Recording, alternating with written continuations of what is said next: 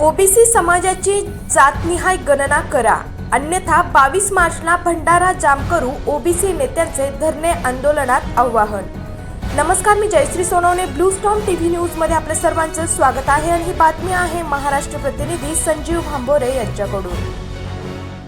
आज दिनांक 5 मार्च 2026 ला जिल्हाधिकारी कार्यालयासमोर ओबीसी संघर्ष समिती जिल्हा भंडाऱ्याच्या वतीने एक दिवसीय धरणे आंदोलन करण्यात आले। त्या धरणे आंदोलनात ओबीसीच्या सर्वच नेत्यांनी मार्गदर्शन करताना सांगितले की ओबीसी समाजाची जातनिहाय जनगणना न केल्यास 22 मार्च 2026 ला भंडाराला चारही बाजूने जाम करू असा इशारा देण्यात आला। ज्याप्रमाणे केंद्र सरकार अनुसूचित जाती जमातीची जनगणना करीत आहे, त्याच आधारे ओबीसी समाजाची सुद्धा जातनिहाय गणना करण्यात यावी।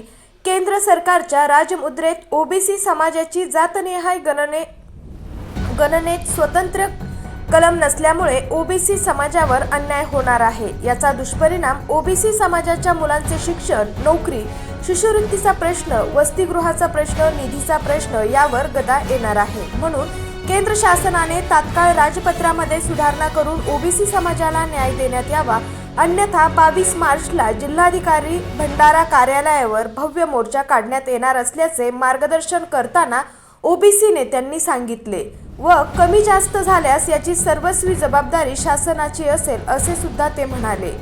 यावेळी ओबीसी संघर्ष समितीच्या वतीने भंडारा जिल्हाधिकारी, महामहिम राष्ट्रपती द्रौपदी मुर्मू, भारत सरकार, प्रधानमंत्री नरेंद्र मोदी, केंद्रीय गृहमंत्री अमित शहा, मृत्युंजय कुमार नारायण महानियंत्रक आणि जनगणना आयुक्त भारत सरकार, मुख्यमंत्री देवेंद्र फडणवीस यांना निवेदन देण्यात आले। निवेदन देताना सदानंद इल्मे मुख्य समन्वयक, प्रभाकर वैरागडे मुख्य समन्वयक, रमेश शहारे कोषाध्यक्ष, संजय मते संघटक, डॉक्टर बाळकृष्ण सार्वे प्रसिद्धी प्रमुख, रोशन उरकुडे निमंत्रक, ललिता देशमुख अध्यक्ष, वृंदा गायधनी कार्याध्यक्ष, दत्ता बोरकर कोषाध्यक्ष, भावना निकुडे उपाध्यक्ष, सुनंदा झंझाट सरचिटणीस, भगीरथ धोटे अध्यक्ष, उमेश कोराम मुख्य संयोजक, गोपाल सेलोकर अध्यक्ष, ओबीसी सेवा संघ भंडारा, उमेश सिंगनजुळे, उमाजी देशमुख, रोशन जांभूळकर अध्यक्ष, भंडारा जिल्हा संविधान बचाव संघर्ष समिती, ओबीसी नेते दिलीप ढगे, ज्ञानचंद जांभूळकर, राजेश मडामे, श्यामला कोहपरे, सुरेश वैरागडे, श्रीपद भुरे, माजी शिक्षणाधिकारी के.झेड. शेंडे, मनीषा भंडारकर, मंगल वाडीभसे, समाजसेवक संजीव भांबोरे, इंजिनियर त्र्यंबक घरडे, श्रीकृष्ण पडोळे, नीलकंठ कायते, उमेश सिंगनजुळे, राजेश आजबले, श्रीराम बोरकर व मोठ्या संख्येने ओबीसी समाज यावेळी उपस्थित होता। अशाच काही नवीन बातम्यांच्या अपडेट्ससाठी आपण पाहत रहा ब्लू स्टॉर्म टीव्ही न्यूज। सर्वप्रथम आपल्या सगळ्यांचं मी अभिनंदन करतो,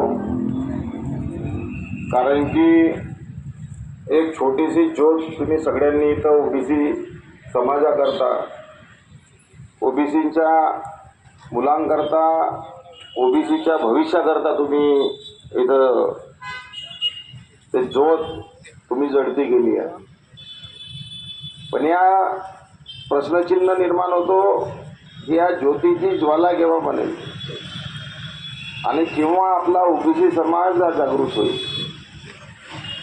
आपण सगळे कामधाम सोडून सातत्यानं इथं आंदोलनाकरता, आपल्या हक्काकरता आपण सगळेजण येतो, पण प्रश्नचिन्ह एकच निर्माण होतो, खरंच आपण किती पर्सेंट आहोत आपण ओबीसी? आज 50% वरतो ओबीसी समाज आहे, 55%, आणि इथं लोक किती आहे? आणि समजा असाच लढा आपण लढत राहू तर खरंच आपण जिंकू शकतो का? आज आपल्याला विचार करण्याची गरज आहे का कसे आपले लोक जागृत होतील। ट्रायबलचा मोर्चा झाला होता गोंदियाला, मला माहीत आहे, त्या मोर्चामध्ये मी सुद्धा गेलो होतो। सगळे आदिवासी लोक, गोंड समाजाचे लोक आले होते। प्रत्येकानं विचार केला नाही का माझ्यासाठी गाडी पाठवला का, घोडा पाठवला का, कसा? तो स्वतःच्या साहित्यानं ते सगळे आले होते तिथे। प्रत्येकाजवळ एक मोठी थैली होती, थैलीमध्ये डब्बा, एक पाण्याची बॉटल, एक ब्लँकेट। म्हणजे त्यांनी विचार केला का मोर्चा किती दिवसपर्यंत चालू, माझी तयारी आहे। तसा ओबीसी समाजाच्या प्रत्येक माणसाला वाटला पाहिजे हा लढा माझा आहे, माझ्या हक्काची लढाई आहे आणि मला लढावी लागेल. समोर आपला भविष्य, आपल्या पोरांचा भविष्य बनवायचं आहे, तर आपल्याला आज एक होण्याची गरज आहे. आणि शेवटची लढाई आता आहे. आता तुम्ही समजा लढल्या नाही, आपली ताकद दाखवली नाही आणि एक वेळा ते जनगणना जाहीर झाली, त्याच्यामधून ओबीसीचा काला म्हटला का हटला, त्याच्यानंतर तुम्ही किती लढत राहा पण तुमच्या मागण्या मान्य होणार नाही. म्हणून शेवटची वेळ आहे. ज्या ज्या पद्धतीनं होते त्या त्या पद्धतीनं आपल्याला जनजागृती करावं लागेल. प्रत्येक गावामध्ये प्रत्येक घरापर्यंत कसा पोहोचता येईल आपल्याला याच्याकडे लक्ष देण्याची गरज आहे. आणि कसा काय प्रपोगंडा करता येईल का 22 मार्चला जनसलाप ओबीसीचा दिसला पाहिजे, तेव्हा कुठे हे सरकार पागल, नाही तर हे सरकार पागणारी नाही. भ्रष्टाचारी सरकार आहे, प्रत्येक गोष्टीमध्ये भ्रष्टाचार आहे. आम्ही दिवस रात्र आंदोलन या सरकारच्या विरोधातच करतो, तरी पण हे आमच्याच कार्यकर्त्यावर, आमच्याच लोकांवर हे कलमा वगैरे टाकत असतात. हे काही जागा नाही, पण याच ठिकाणी गोसेखुर्दचं आंदोलन केला होता, रस्ता रोको केला होता, त्या झाडावर बाया इथं चढल्या होत्या जीव देऊ. या सरकारनं त्या एसपीला सांगून त्याच बायावर, त्याच माणसावर जे लढणारे होते त्यांच्यावर कलमा टाकला. विचार करा. तो भाऊ कातोरे आहे, त्याला 4 प्रत्येक जे आंदोलन त्याच्यावर कलम होतं. तर हे जे लढत आहे त्याच्यावरच अजून अन्याय करण्याचा प्रयत्न करतात. म्हणून आपल्या सगळ्यांना एक होण्याची गरज आहे. ताकद दिसली तर बरोबर काम होईल, ताकद नाही तर काहीच नाही.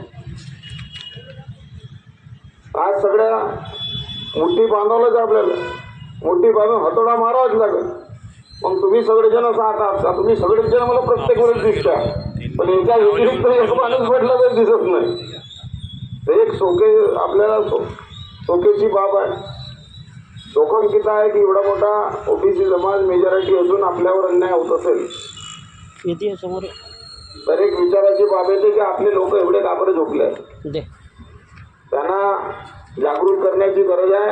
आज भगतसिंग सारखा आपल्याला आपल्याच जागृत होतील आणि त्या बमचा आवाज त्या सरकारपर्यंत पोहोचेल, तेव्हाच ते सरकार म्हणेल का ओबीसी आहे, हा यांचा आहे, तेव्हा 3% लोक या देशावर अन्याय करतील. तर विश्वास आहे का येणाऱ्या काळामध्ये आपण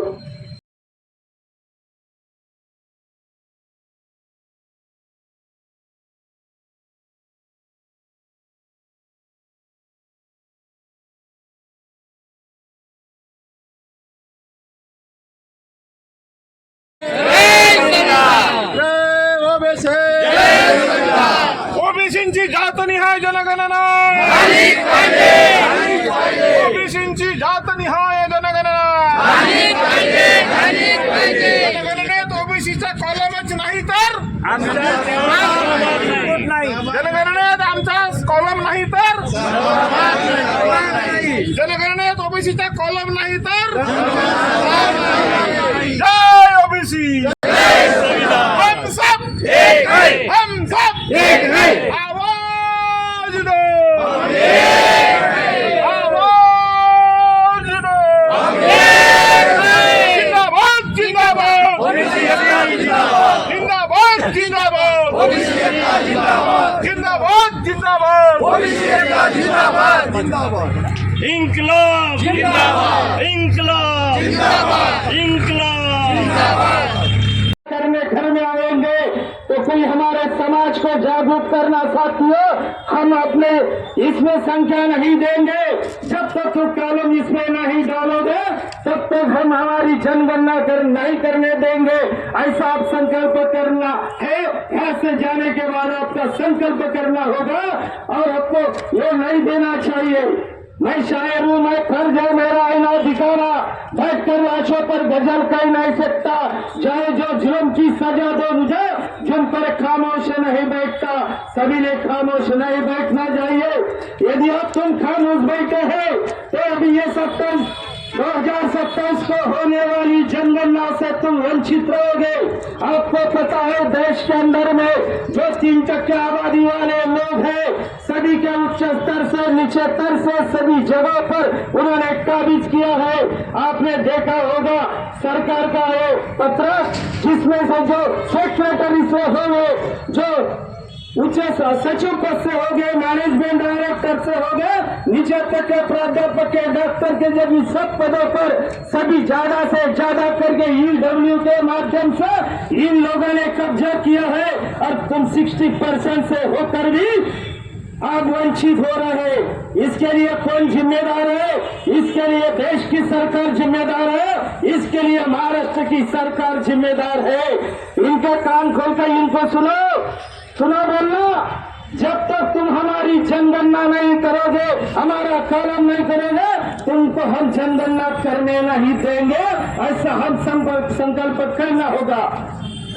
जब तक हमारी जनगणना होगी तब हमें न्याय होगा, क्योंकि हमारे देश के अंदर में जो ओबीसी की ज्यादातर आबादी है, इसमें से ज्यादातर किसान भी है।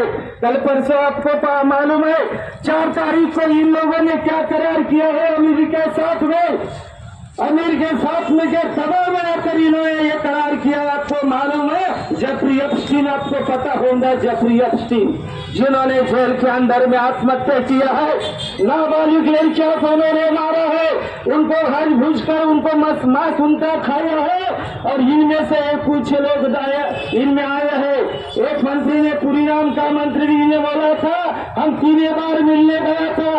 अरे भाई 3 बार जाओ या 1 बार जाओ, चोरी तो किया है ना, मिला तो है ना, तुमने खुद ने कबूल किया है मैं 3 बार मिला है करके। आखिर तो चोर तो चोरी होता है ना भाई, 10 बार चोरी में गया होगा लेकिन 1 बार मिला तो चोरी किया थे। ऐसे इन लोग ये बात इसमें अच्छे हुए, ये फाइल के माध्यम से उनको दबाव दिया है, और ये करार इन्होंने टाटा ने करार कर दिया, डोनाल्ड ट्रम्प ने करार कर दिया है। जो हमारा देश का 3% का वो उन्होंने 25% कर दिया था, इसके बाद 50% कर दिया था, इसके बाद थोड़ा कम कर दिया है मेरे साथियों। 18% टैरिफ हमको लगता है, और इनके जो वस्तु वहां से उत्पादित होता है आपको पता है, उस देश के अंदर में किसान के 60% अनुदान मिलता है करके उनको किसान जीवित है। एक किसान के पास 7-7, 8-8, 9-9 हजार खेती है। हमारे देश के 140 करोड़ लोगों से देखिए, हमारे देश के किसान के पास 2 एकड़ 3 एकड़ चाषी खेती बाड़ी आती है, तो वो प्रगत है।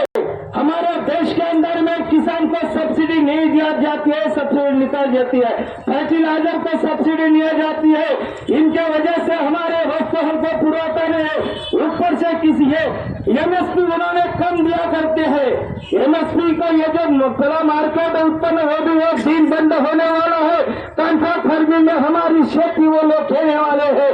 इनको ध्यान रखो भाई, ये तो हमारी जनगणना, हमारा वाटा हमको मिलना चाहिए, लेकिन इससे साथ साथ हमारा देश का किसान, हमारा देश का युवा, हमारा देश का रोजगार, इनका रोजगार जाने वाला है। हमको ये प्रलोभन दिया जाता है मेरे साथियों, ये प्रलोभन से हम बड़ी पड़ जाते हैं। कल मुझे लोकशाही मिली, मैं गांव में जाते जाते भंडारा में लोकशाही मिली, और बोल रही थी अरे भैया तू तो बहुत अगले ये धरना प्रदर्शन में चिल्ला के बात कर रहा था। मैंने बोला हाँ लोकशाही, अरे बोले थे मैं जिस पर खड़ी हूँ 4 लोगों के ऊपर मैं खड़ी हूँ, ये 4 लोग बेईमान हो गए। इनमें से जो संसद है 1 नंबर पे, दूसरा नंबर पे देश में कार्यकारी मंडल है, तीसरा नंबर पे देश की न्यायपालिका है, 4 नंबर में देश का पत्रकारिता है।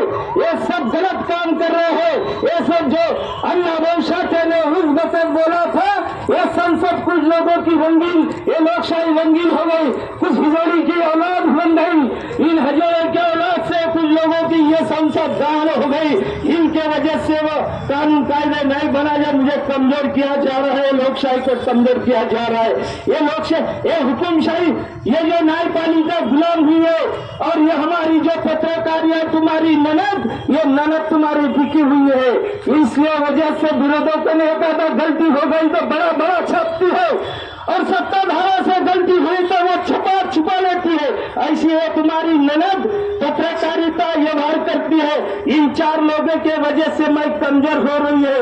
और मेरे साथ में जो बाबा साहब आम्बेडकर ने संविधान दिया था, देखना भाई लोकशाही के साथ साथ इनको पढ़ना, लेकिन ये लोग जो संसद और कार्यकारी मंडल के अंदर में बैठना चाहते हैं, ये लोग एक एक पन्ना फाड़ रही है, एक एक पन्ना ये संविधान की फाड़ रही है। और ये संविधान का पन्ना कमजोर करके करके ये देश की लोकशाही कमजोर कर रही है।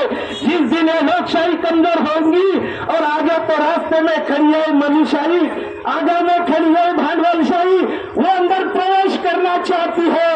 देख लेना, मुझे 70 साल हो गया भाई, तू देश का नागरिक है, चिल्ला चिल्ला के बात करता है। ये लोकशाही टिकाने के लिए इस देश के अंदर में एक कानून नियोजक आयोग दिया है, वो भी बिका हुआ है। इनके माध्यम से मुझे मजबूत किया जाता है। आपने देखा होगा जिस दिन चुनाव आया है उसी दिन इन लोगों को बिका जाती है। ये भी कमजोर हो रही है। मुझे बोलना नहीं, आने वाले पीढ़ी को, आगे वाले पीढ़ी को मुझे बोलना नहीं। मैं कुछ दिन की मैं यहाँ से रहने वाली हूँ, क्योंकि आगे मुझे कमजोर करने वाले लोग मेरे जो अगल बगल में है। और जिस दिन मैं निकल जाऊंगी तो ये पुराने दिन आएंगे जिस देश के अंदर में 150 साल अंग्रेजों को निकलने के ये महापुरुषों को समय लगा है और कई लोगों को फांसी का तख्त पर लटना पड़ा है। भगत सिंह, सुखदेव, राजगुरु, चंद्रशेखर आजाद जैसे लोगों को क्रांति करना पड़ा।